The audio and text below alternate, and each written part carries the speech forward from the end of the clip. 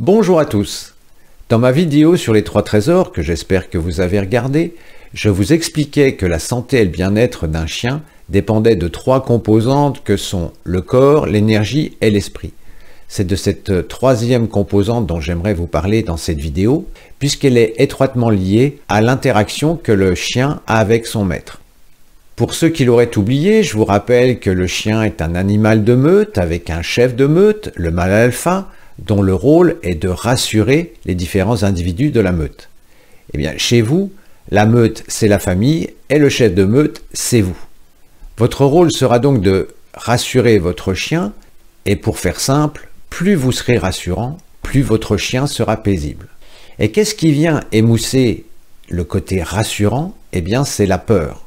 Dans cette vidéo, je vous propose de réfléchir à quel type de maître vous êtes, de façon à pouvoir œuvrer pour améliorer cette relation, ces interactions que vous avez avec votre chien.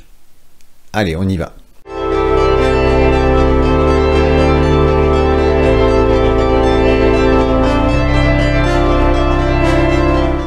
Avant de rentrer dans le vif du sujet, j'aimerais commencer par un petit préambule pour vous expliquer un petit peu le principe des mécanismes que je vais décrire plus en avant. Comme je l'expliquais en introduction, un sentiment de sécurité se caractérise par une absence de peur. Alors sans vouloir être exhaustif, j'en ai retenu 9 qui me semblent intéressantes et qui sont à prendre en compte dans la relation que l'on peut avoir avec son chien. Et chacune se manifeste d'une façon particulière et peut impacter plus ou moins la relation que l'on a avec son animal. Bien entendu, la relation maître-chien est extrêmement complexe, elle est multifactorielle, et je ne voudrais pas réduire la relation qu'on peut avoir avec son chien aux mécanismes que je vais vous décrire. Mais ceci étant posé, je pense que ça vaut quand même le coup de prendre un petit peu de temps pour y réfléchir, et si ça peut améliorer la relation que vous avez avec votre chien, c'est quand même pas mal. Je vais donc commencer par un petit exemple qui n'a rien à voir avec le schmilblick, mais qui va vous permettre de comprendre le principe, et ensuite vous verrez que le système est le même pour les 9 peurs que l'on va décliner une à une. Alors, la peur que je voudrais prendre en exemple, c'est la peur de manquer d'argent. Voilà, je vous ai fait un petit schéma pour essayer de mettre en lumière les mécanismes qui peuvent tourner autour de cette peur de manquer d'argent. Vous voyez que nous avons un cadran avec un curseur, un indicateur qui peut prendre une position de l'extrême gauche à l'extrême droite, ces extrêmes étant symbolisés par les flèches rouges en pointillés. Donc si la personne va mettre son curseur du côté gauche, eh bien elle va faire le jeu de sa peur, c'est-à-dire que là, elle va être dans les économies, elle va faire attention à l'argent, elle va compter, elle va mettre de l'argent de côté, et pour aller à l'extrême, devenir avare. Donc bien sûr, entre la position d'équilibre et l'extrême qui est l'avarice, toutes les possibilités sont envisageables. C'est pour cette raison que je parle de limitation dans ce côté du cadran, puisque la personne va toujours être dans la retenue, elle va toujours calculer. Inversement, si la personne va dans la partie droite du cadran, eh bien à l'extrême, elle va dépenser sans compter, c'est-à-dire qu'elle ne tient pas compte de sa peur, elle est dans le déni, même pas peur. Et là encore, toutes les positions sont envisageables.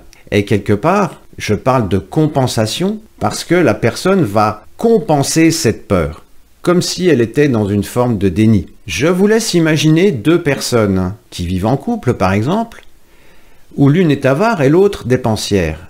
Eh bien, la personne avare va reprocher à la personne dépensière d'être inconsciente, et la personne dépensière va reprocher à la personne avare d'être rabat-joie, de manquer de fun, parce qu'elle est toujours en train de compter.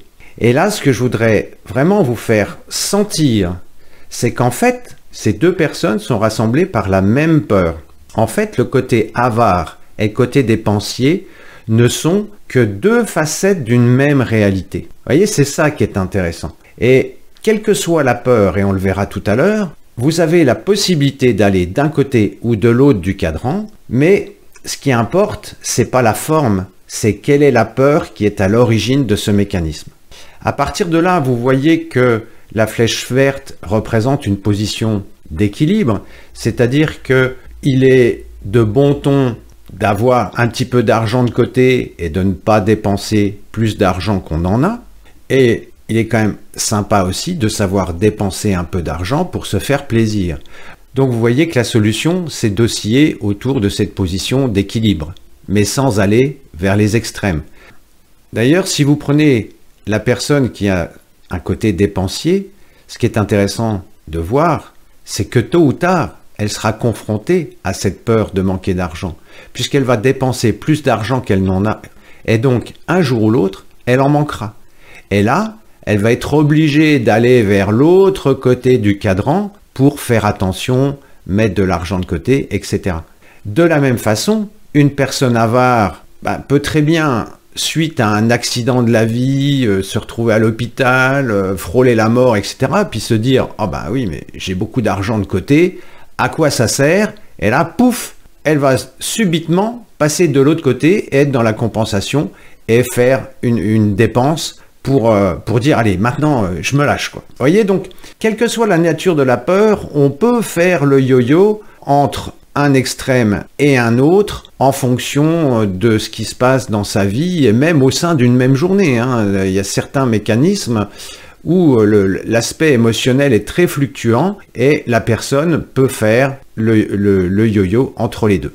Voilà, j'espère qu'avec cet exemple, vous aurez compris ces deux mécanismes qui sont extrêmement importants. Et maintenant, on va voir à travers 9 peurs comment ils peuvent se manifester et impacter la relation que vous avez avec votre chien. Cas numéro 1, la peur de l'autre. Avant de commencer, je viens de me rendre compte que j'ai oublié de vous dire que vous trouverez tous les visuels dans notre article de blog sur notre site. Comme ça, vous pourrez les imprimer à votre guise et y revenir si vous le souhaitez. Bien, donc, vous avez le même type de schéma que je vous ai expliqué précédemment, avec la situation d'équilibre et une partie droite qui correspond avec les 2 flèches en pointillés rouges qui correspondent à la caricature de chaque système. Chaque système a ses avantages et ses inconvénients, même si ça ne correspond pas à une situation d'équilibre. Alors je vous ai mis 2 mots-clés en bleu, 2 mots-clés en rouge pour chaque système. J'aurais pu en mettre des dizaines. Là, mon objectif, c'était de faire court parce que je pourrais vous parler de longues heures de chaque système. Mais je vais essayer d'être concis. Alors ici, la peur de l'autre, elle fait référence à l'estime de soi. Elle fait référence à la valeur que l'on s'accorde. C'est-à-dire comment je me positionne par rapport à l'autre en fonction de la valeur que je m'accorde.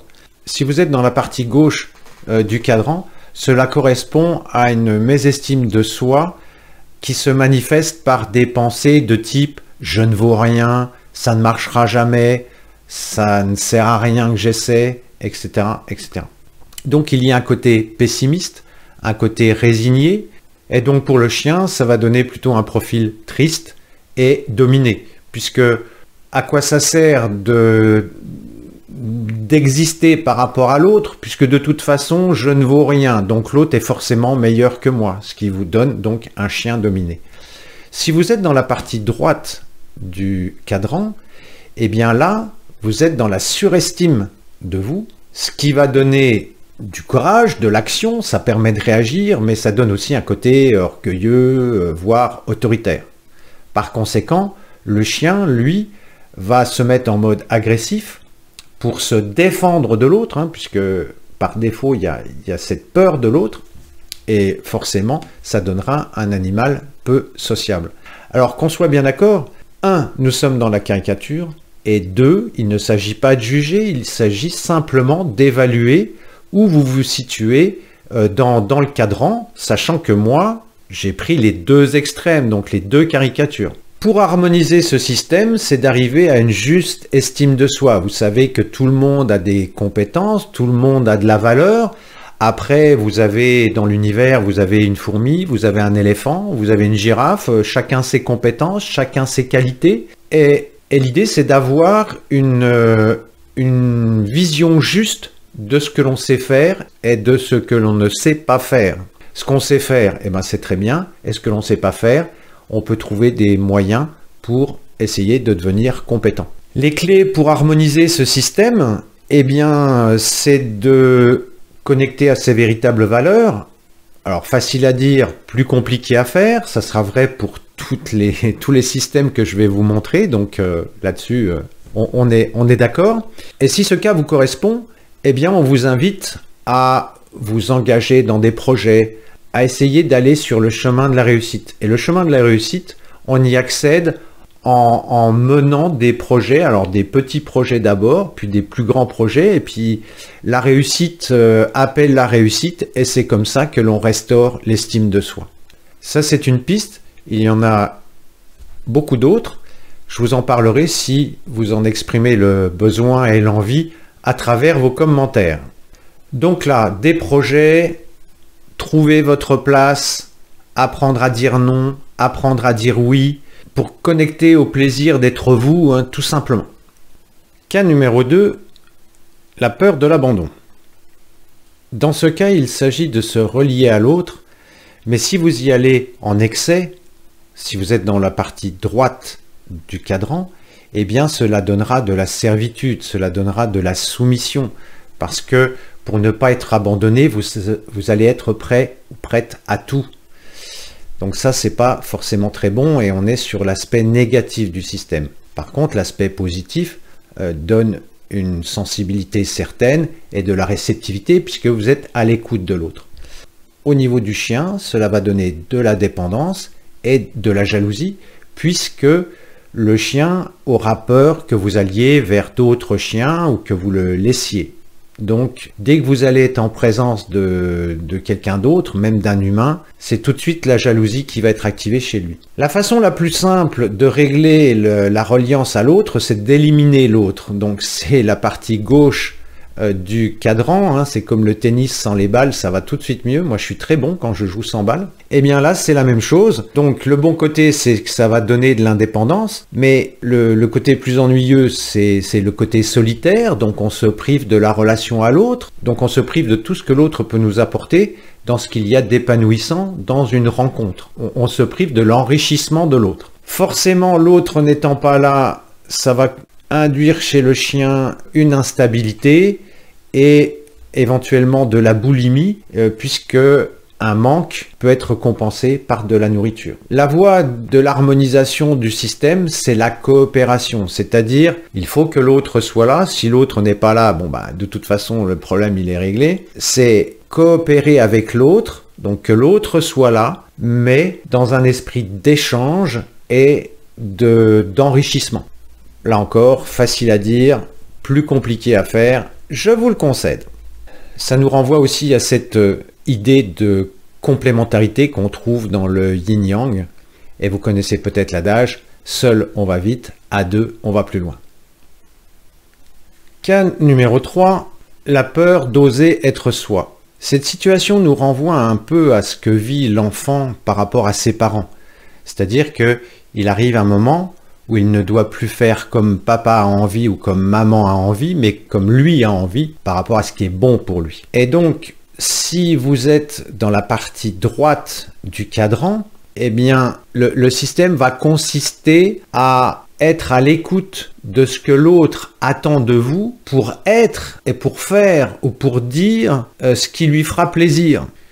Et si vous êtes dans la partie gauche du cadran, ce qui correspond à une forme de blocage, d'immobilisme, eh bien, vous n'êtes ni l'un, ni l'autre, ni vous. Vous êtes personne, quoi. Ce qui fait que, au niveau du chien, ça peut conférer un sentiment de solitude, une difficulté à avoir une vie sociale. Et puis de l'anxiété qui rejoint le côté émotif de l'autre cadran, parce que comme l'enfant, il y a un côté très, très émotionnel. Vous savez, c'est le côté gens qui rient, gens qui pleurent, quoi. C'est si t'es content, je suis content. Si t'es pas content, j'ai peur. Vous voyez, ça donne un côté sur un plan émotionnel très, très, très, très irrégulier, hein. Et bien évidemment, à partir du moment où la personne fait ce que l'autre attend et obtient de ce fait sa reconnaissance, il y aura de la jalousie dès que cette personne s'intéressera à quelqu'un d'autre. La voie de l'harmonisation, c'est oser être soi. Oser être soi, ça renvoie à la diversité, c'est-à-dire que chacun est différent, chacun a ses spécificités, et que le but dans la vie, c'est de réussir à exprimer, à dire, à faire ce que l'on est. Ça rejoint aussi un petit peu la problématique des artistes, puisque un artiste, à travers son œuvre, il livre son intimité. Donc pour pouvoir faire une exposition, quand on est artiste, eh bien, il faut oser montrer qui on est. C'est toute le challenge lorsqu'on est dans ce cas-là. Dans ces conditions, oser être soi, c'est prendre le risque aussi de déplaire, mais c'est ce qui va vous permettre aussi de plaire. Et ça, c'est ce qu'attendent vos vrais amis. Donc, oser être soi, c'est prendre le risque d'avoir des ennemis, mais c'est aussi être sûr d'avoir de vrais amis, parce que les gens sauront qui vous êtes vraiment. Cas numéro 4, la peur de l'inconnu. Là, c'est aussi une peur qui touche particulièrement les chiens, puisque vous savez que les chiens aiment avoir des horaires réguliers concernant la nourriture, ils aiment avoir des horaires réguliers pour l'heure de la promenade, ils savent à quelle heure le maître rentre, donc si le maître a du retard, ça peut générer du stress. Vous voyez que la peur de l'inconnu amène l'envie de prévoir. C'est ce qui fait le bonheur des voyants, puisque l'être humain aime savoir ce qui va lui arriver. Donc là, si on est dans la partie gauche du système, la personne fait le jeu de sa peur, c'est-à-dire qu'elle va être très organisée, très prévoyante, mais à certains moments, ça sera pas forcément très fun, quoi, puisque quand on sait ce qui va se passer dans sa vie, il arrive un moment où ça peut être même limite ennuyeux. Au niveau du chien, ça va donner de l'inadaptation, ça va donner un côté têtu, parce que dès que quelque chose va changer, il va être perturbé. De l'autre côté, côté droit, eh bien là, la personne nie le système et elle est en total refus des règles et des lois. Ça donne un côté bohème, insouciant. À l'extrême, on peut avoir des anarchistes. Alors le bon côté, c'est que ça peut avoir un côté imprévisible, une personne qui est libre, mais n'attendez pas de quelqu'un qui est dans cette partie-là qu'elle soit ponctuelle ou qu'elle soit rigoureuse. Non, ça sera pas possible. Donc forcément, au niveau du chien, on aura un impact autour de la désobéissance, le chien sera dissipé parce qu'il aura beaucoup de mal à accepter les règles. Et justement, la voie de l'harmonisation de ce système, ce sont des règles, c'est un cadre. Et c'est ça qui vient délimiter ce qui est possible de ce qui ne l'est pas.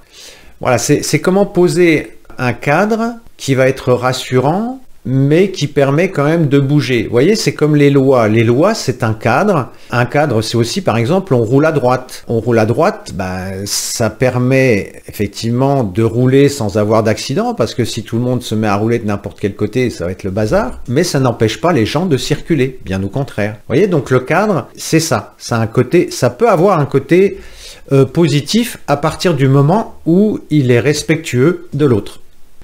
Cas numéro 5, la peur de se sentir prisonnier. Justement, dans le cas qu'on évoquait précédemment, on parlait de cadre. Et le cadre peut induire le fait de se sentir enfermé. Alors je pense que pour les animaux, ça a d'autant plus de sens que la fuite, pour un animal, est son mode de survie. Donc à partir du moment où il se sent enfermé, forcément, il se sentira en danger. Moi, je sais que mon chien était assez caricatural de ce côté-là parce que il appréciait d'être à côté de moi, mais il voulait que la porte soit ouverte. Je suis là, mais j'ai besoin de me sentir libre. Donc, si vous êtes dans la partie droite du cadran, eh bien, vous allez exacerber le système, c'est-à-dire que ça va donner des gens qui ont besoin de bouger, qui ont besoin de changement. Il faut que ça bouge, quoi. Il faut que ça bouge. Les habitudes, c'est pas leur truc. Donc ça peut donner effectivement des gens hyperactifs et voire même parfois imprudents s'ils vont au-delà des limites. Le chien de ce côté-là sera plutôt fugueur avec un désir sexuel plutôt exacerbé parce que il faut de la multiplicité, il faut que ça bouge, il faut des relations, il faut voilà.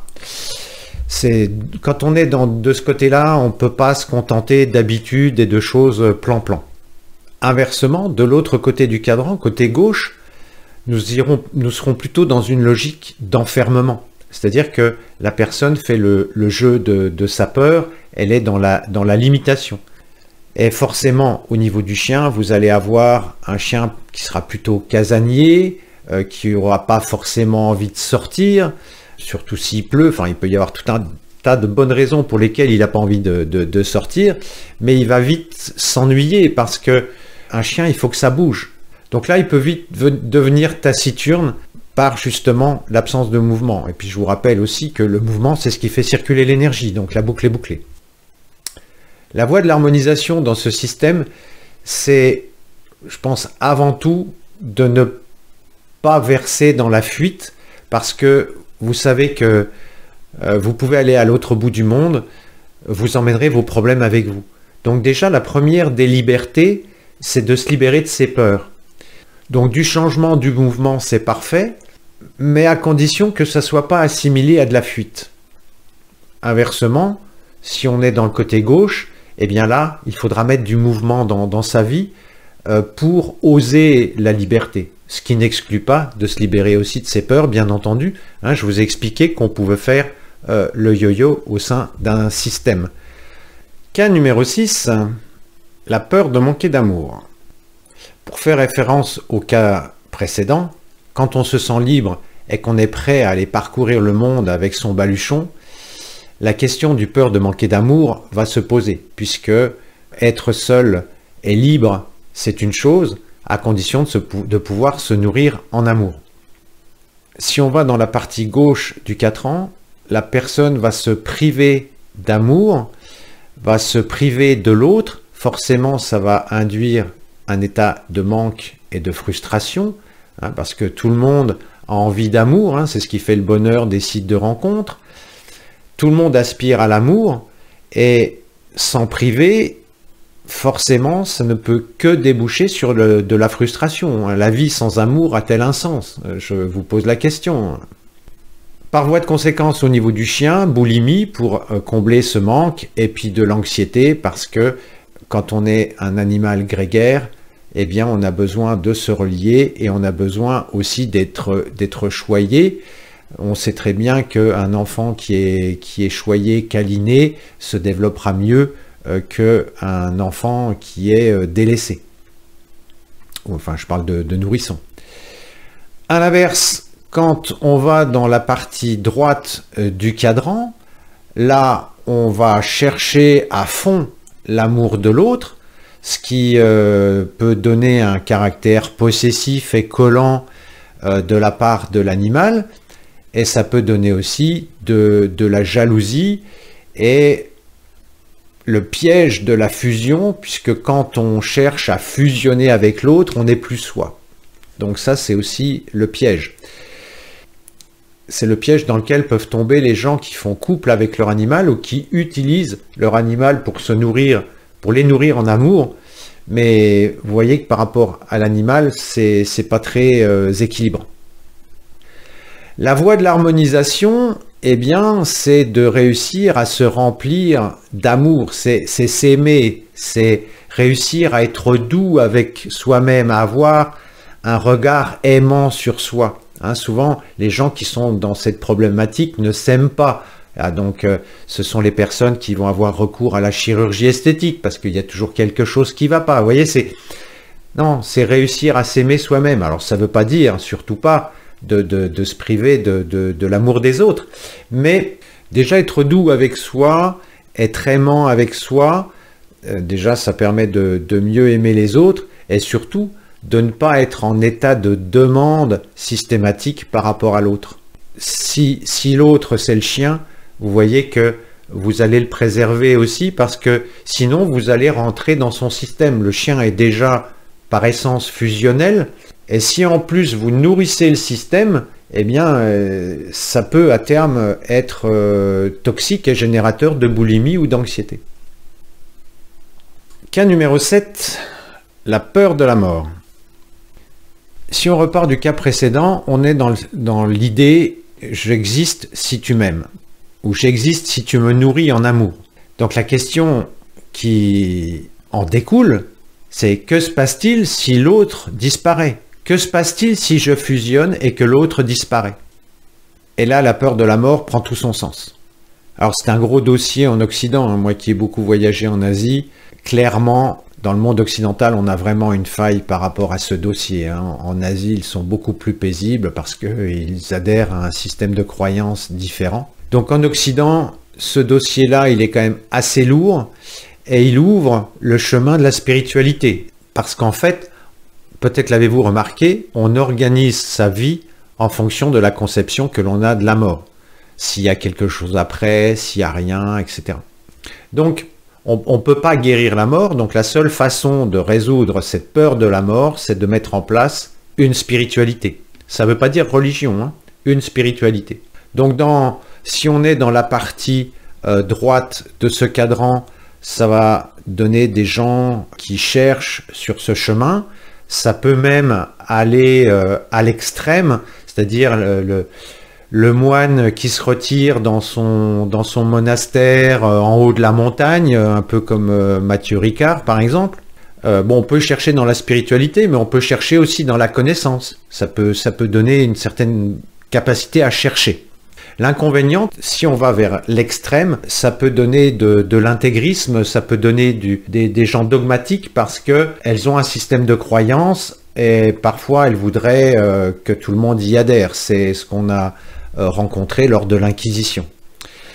Inversement, les gens qui ne croient pas, eh bien, ça va donner des sceptiques, ça va donner des gens qui ont du mal à aller dans les profondeurs parce que, voyez bien que pour affronter le dossier de la mort, il importe de sortir de la superficialité, hein. C'est un dossier dont on ne parle pas comme ça avec légèreté.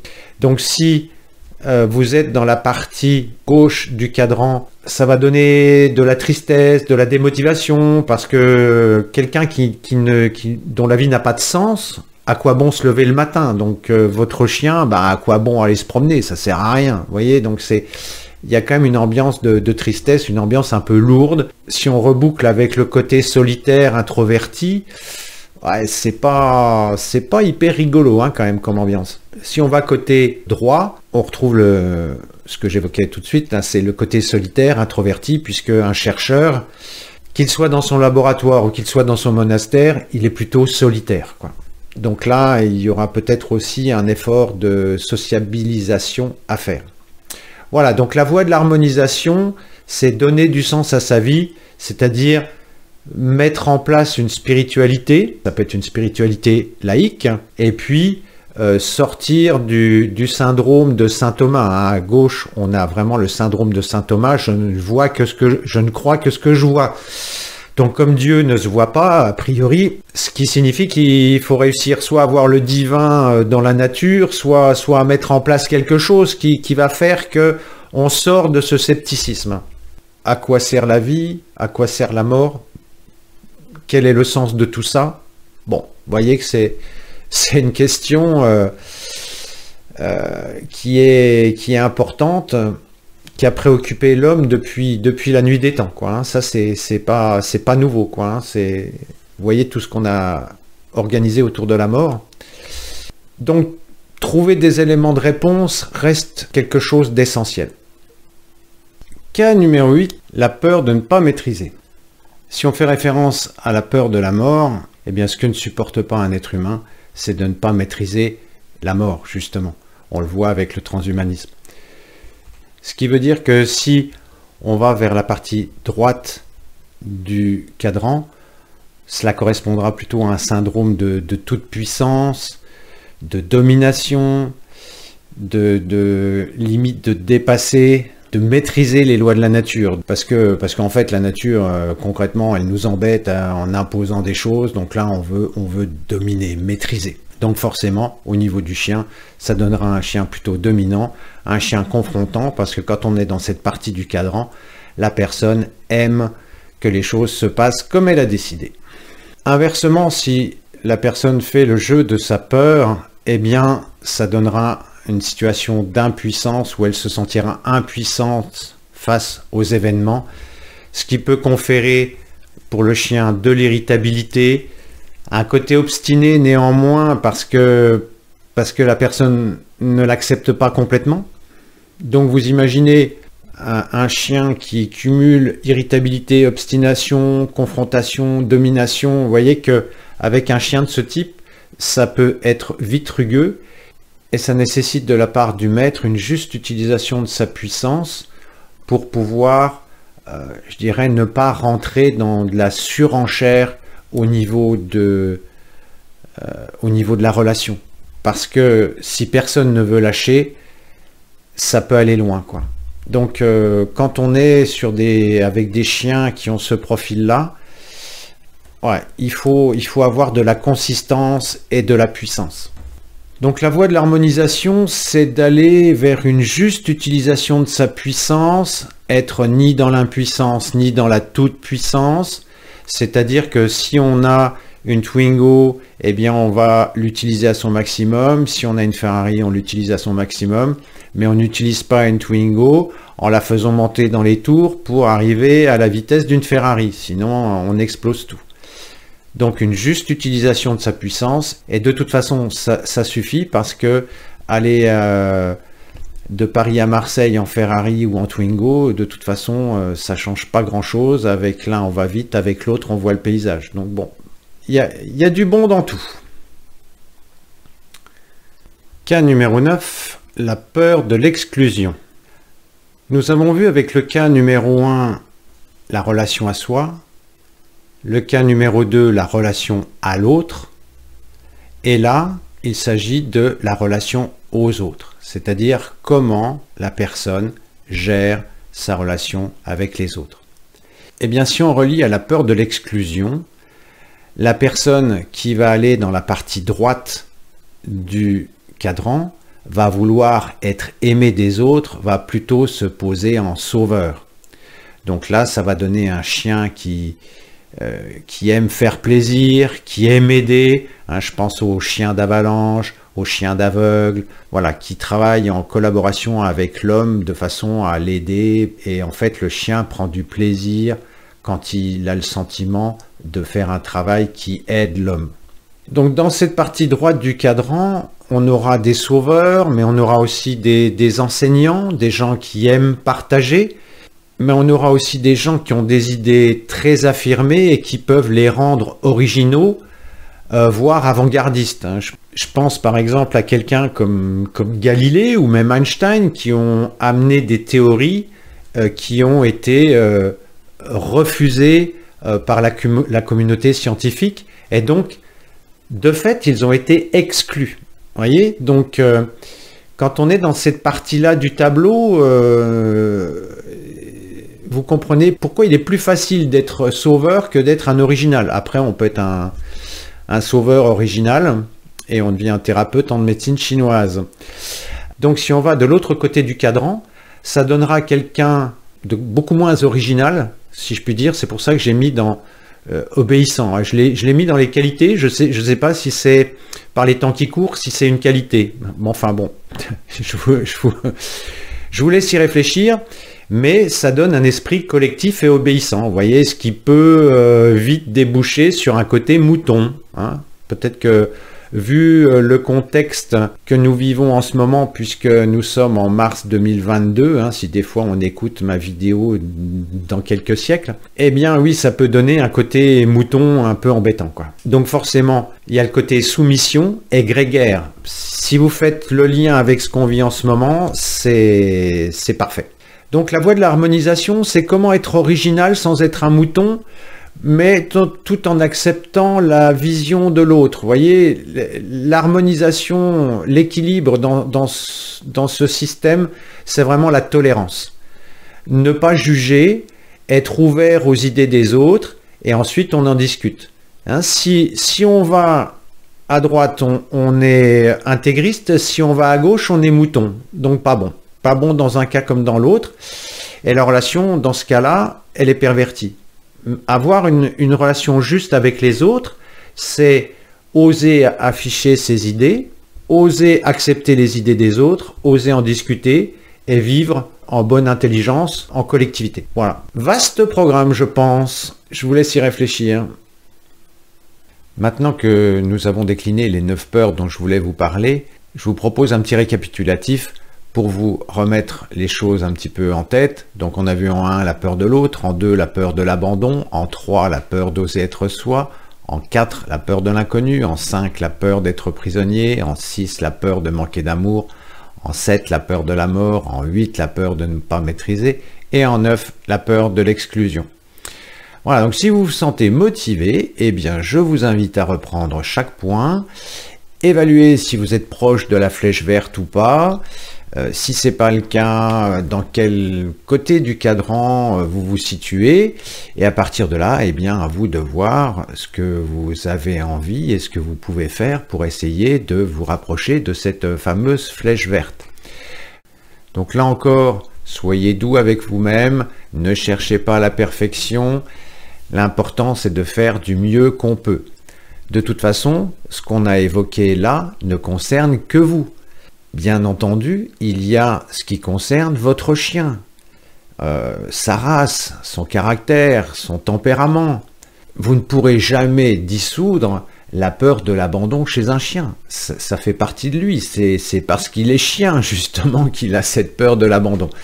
Donc voilà, l'idée c'est d'essayer de ne pas trop nourrir le système, mais le système il sera jamais parfait, puisque nous sommes avec l'interaction de deux systèmes qui ne le sont pas. Donc un petit peu de légèreté, tentez des choses, voyez ce que vous pouvez faire, et puis dites-moi en commentaire ce que vous avez fait, ce qui a marché, ce qui n'a pas marché, pour le partager avec la communauté.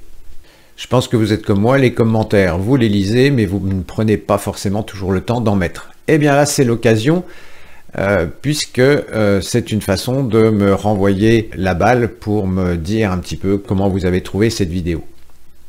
Pour conclure, eh bien, j'espère que cette vidéo vous aidera à rendre encore plus douce la relation que vous avez avec votre chien. Il faut garder à l'esprit que ce que je vous ai exposé ouvre le champ des possibles.